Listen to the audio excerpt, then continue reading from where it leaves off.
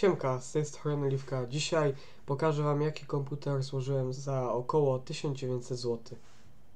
Ok, a więc pierwszym elementem będzie płyta główna od Biostara. Została ona zakupiona jako nowa za 230 zł.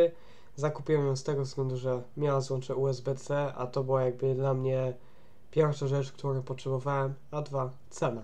Kolejnym będzie AMD Ryzen 5 5500, który został zakupiony jako nowy za 220 zł od pani z OLX. Pamięcią masową będzie dysk od XPG, który jest nowy, ma pojemność 1,5 TB i został zakupiony za 130 zł na promocji.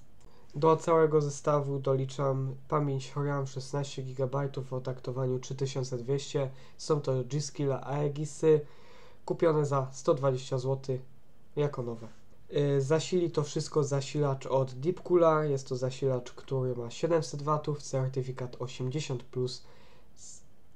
Został on zakupiony przeze mnie za 140 zł na promocji z X-Komu.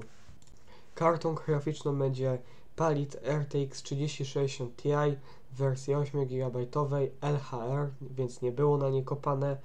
Karta została przeze mnie zakupiona jako używana za 850 zł. Obudową jest Logic Look ARGB. Obudowa posiada 3 wentylatory.